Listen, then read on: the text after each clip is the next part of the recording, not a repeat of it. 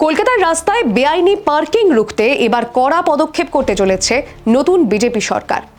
Parking জোনের বাইরে বা নো পার্কিং এলাকায় এবার থেকে গাড়ি দাঁড় করালেই গুনতে হবে মোটা টাকা জরিমানা। সূত্রের খবর, নিয়ম ভাঙলেই সর্বোচ্চ 500 টাকা পর্যন্ত জরিমানা হতে পারে চালকদের। শহরের রাস্তায় যানজট কমানো এবং পথচারীদের চলাচল স্বাভাবিক রাখতেই এই নতুন সিদ্ধান্ত। শনিবার শহর জুড়ে 27টি ট্রাফিক গার্ড এলাকায় একটি বিশেষ অভিযান চালিয়েছে লালবাজার। পুলিশ সূত্রে স্পষ্ট জানানো হয়েছে, কলকাতা পুরসভার অনুমোদন ছাড়া অন্য কোথাও গাড়ি পার্কিং করা যাবে না।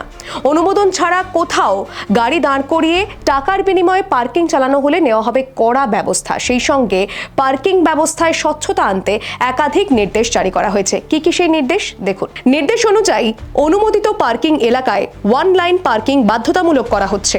কোথায় কতটা জায়গা পার্কিং এর জন্য নির্ধারিত তা স্পষ্ট করে ডিসপ্লে বোর্ডে উল্লেখ রাখতে হবে।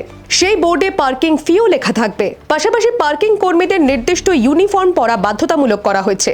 প্রশাসনের দাবি, এর ফলে ভুয়ো পার্কিং স্লিপের রমরমা খানিকটা বন্ধ হবে। রাজ্যের মন্ত্রী দিলীপ ঘোষ তিনি এই বেআইনি পার্কিং সম্পর্কে সরব হয়েছেন। তিনি সম্প্রতি বলেছেন, যেখানে পার্কিং করার নিয়ম রয়েছে সেখানেই গাড়ি রাখতে হবে।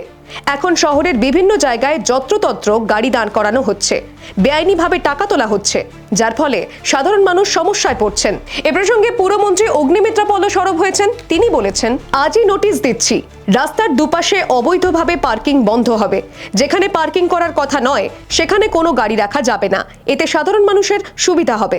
তিনি অভিযোগ করেন, শহরের বিভিন্ন জায়গায় ভুয়ো পার্কিং স্লিপ দিয়ে টাকা তোলা হয়, যার কোনোটাই সরকারি রাজস্ব হিসেবে জমা পড়ে না। এই প্রথা বন্ধ করতেই এই নতুন সিদ্ধান্ত। Bureau report, the wall news.